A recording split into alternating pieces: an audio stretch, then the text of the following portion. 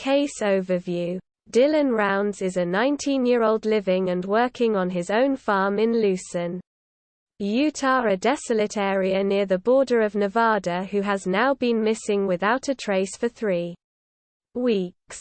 Dylan was last seen on 26 May 2022 and was last heard of on 28 May 2022. A few days earlier, on 25 May, he had called several family members to report of a strange run-in he had on a gravel road. An erratic, barefoot man had flagged Dylan down, asked to use his phone and for a ride. Dylan mentioned on the phone calls that he declined the man the ride because the person was acting strange and he suspected that he was on drugs.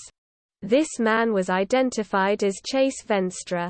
He was later spotted in Montello, Nevada, and reported that he got a ride to Dylan's trailer and they know each other, which conflicts the phone calls Dylan had made to his family members. Although Chase had previous run-ins with the police, Chase has since been apparently cleared. On 26 May, Dylan was last spotted in Montello, Nevada at the Saddle Saw Bar, where he grabbed a bite to eat. Then 2 days later, on the 28th, Dylan answered a call from his grandma but told her he didn't have much time because he was in the midst of moving some of his equipment. "It's raining," he said. "I can't talk to you right now. I need to move my seed truck."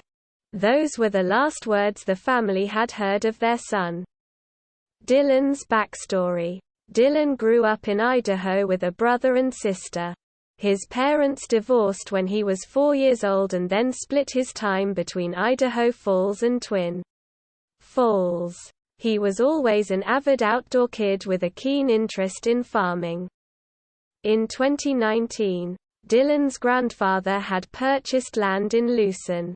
Dylan took care of the land, cultivated the crop and started living alone in a camper on the property. During the phone calls prior to May 28, Dylan has exclaimed his excitement about his first crop of the year.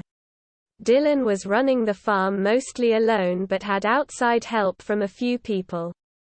First response to the farm and missing items. On 30 May, J.D. Wild, one of Dylan's friends, got worried and called Dylan's mother Candice. As per interviews with the mother, the family and several other people in town along with the friend went to Dylan's farm to look for him. After their initial search, they were sure that Dylan's phone, wallet and a handgun he'd always carry on his person were also missing. Dylan's truck was found on the property but it was locked.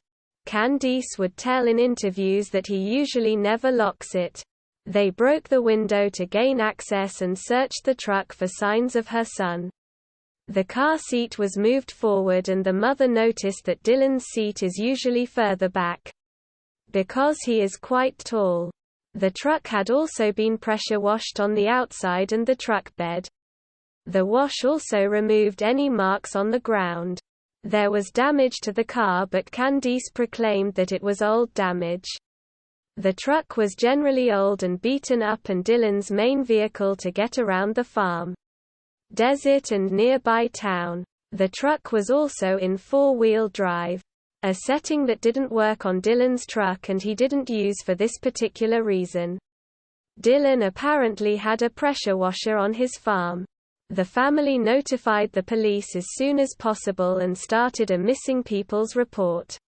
Officials then pinged his phone and subsequently found Dylan's only pair of boots 100 yards south of where Dylan's grain truck was parked. The boots had been tossed behind a pile of dirt. The area was opposite his camper and would be quite far to walk without shoes. Detectives found a spot of blood on the boots. They initially weren't sent in for testing because police held onto them for the cadaver dog search. Several ground and air searches were deployed but the rain before his disappearance meant large areas had been washed. Dylan's last cell phone data got picked up on 28 May near his farm. It also confirms that the last phone call to his grandma was made from the farm. Due to Lucen being on the border, 2 police jurisdictions were on the case, with Box Elder County Sheriff handling it on Utah's side. Dylan's grandparents also hired a PI. The community, as well as Rocky and EquuSearch, came in to help with drone and ground searches. The grain truck was emptied, but nothing pertaining to Dylan was found. However, the search apparently found a deceased person in their 40s who is apparently not connected to this case. However, it brings me to the point that there have been a few other missing cases in the area. Other missing cases in the area. Aidan Clune is a 19-year-old who was last seen on 27 April around 50 miles south of Wells, Nevada, which is around 100 miles away from Dylan's area. Aidan allegedly suffered a mental health crisis and was last known to have driven out into the desert. His vehicle was found abandoned and his tracks were eventually lost during the tracking process. It was noted that Aidan was taking off his shoes and running part of the time. He'd remove his shoes and walk across roads barefoot. There were no additional tracks, indicating that he was by himself. Cornelis Frederick Bogslag, a 30-year-old, is also missing from South Salt Lake. He was last seen on 5 June 2022 and his vehicle was located in the remote area of Summit County with its license plates removed. Latest developments. Searches are still ongoing as the areas are vast as of today. A phone call between the PI and Dylan's family members has been leaked. It took place a few days ago, and in the call the PI relays some information that some of the family members aren't happy about, and he has been fired since. The reason I am writing down all the information the PI has gathered is because I believe any lead is important, no matter how small, and there can be truths in all kinds of places, so please read on with an open mind. Neither of this has been confirmed, however the PI and several other sources have been saying similar things. Key figures and info according to the PI. Candice, Dylan's mother. Justin, Dylan's father.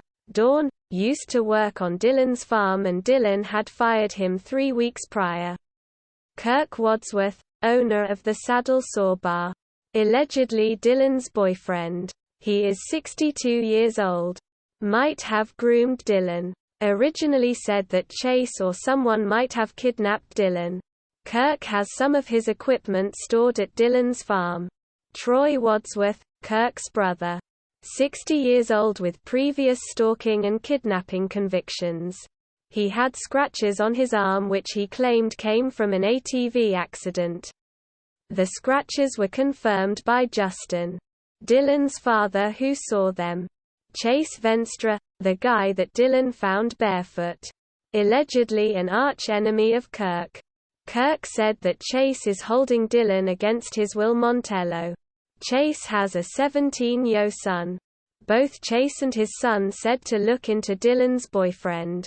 Jim PI got call from woman who is a social worker who was involved with women who got abducted by one of Kirk's family members. 2 of them were held for 4 months sexually and mentally assaulted and were told to remove shoes. The women were trapped in storage unit, shed. The social worker was then working with an elderly man named Jim in Elko who she had to check on for elder abuse. She talked to him. He was old but lucid. All he talked about was Wadsworth family and Dylan. He thinks Dylan met the same fate as these aforementioned women. PI's insights. There are several known sex offenders in the small town as well as dwellers. Reports of vigilante groups that monitor the desert. They are policing their own sections of the land, and Kirk, Troy are tied to these groups. Comments were made that these groups patrol at night to keep outsiders and thieves away. The Pi is speculating that Dylan either was a part of these groups looking after his own sections, or had a run-in with them, and that the missing person Aidan Clune might have come across them. The Pi proposes that Dylan perhaps helped Chase by giving him a ride out of town when he was in his section. He is also attributing Dylan's cleaned and returned truck to these groups. The Pi was allegedly hired by Dylan's grandparents on his father's side. The Pi stated he never saw the mother crying, only the father. According to him, they had a rocky marriage which influenced the upbringing, and so eventually Justin's father bought Dylan a farm to get him out of there. The Pi also worked on Aidan Clune's case and said that both had interest in older men. According to Aidan's phone, Dylan's family does not believe Dylan might have a boyfriend or could be attracted to men, and the Pi thinks this is because of their Mormon faith. In the first week of the search, the Pi tried to call Dylan's FaceTime and it rang 11 times. Outlook. Obviously, Dylan's sexuality plays no role, but if he was indeed attached to Kirk and groomed by him, this plays an important role in the dynamic and potentially gives further insight who could be tied to his disappearance. Any lead in this case is important, and I hope Dylan will be found as soon as possible. I apologize if this post has been messy.